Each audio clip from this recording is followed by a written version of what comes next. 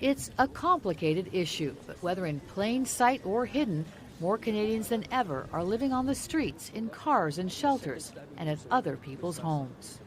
So we're seeing much more in the way of people struggling with drugs and alcohol, struggling with mental illness, and a variety of other medical challenges.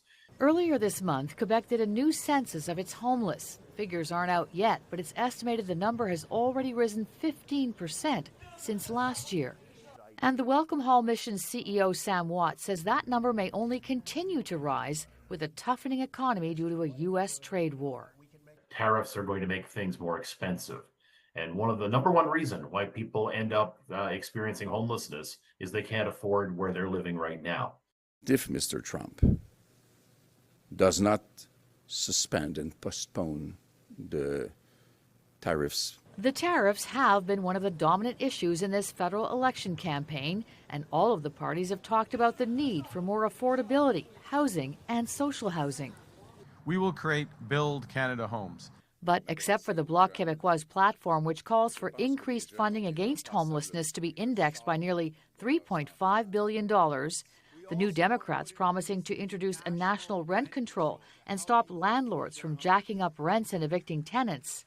We're going to ban corporations from buying up affordable homes. And the Conservatives promise to help the drug addicted get treatment, but also change the criminal code to allow police to dismantle encampments, so that they can remove individuals who are a danger to public safety and clear public spaces where access is currently blocked by tents and temporary shelters.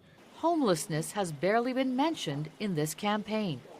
Watt says that's a mistake because he believes it worries a lot of Canadians and it can be solved.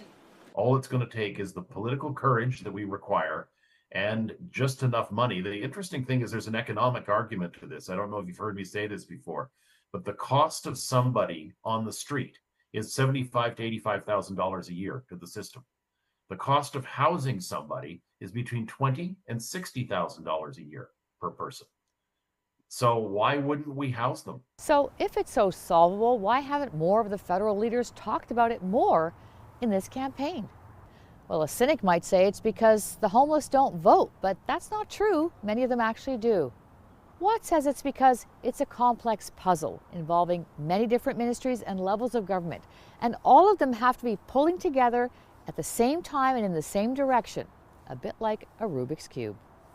Point your finger at the other guy, and usually the finger pointing is technically correct, but it's unhelpful. But given that, why hasn't there been a minister of homelessness yet to get everyone involved?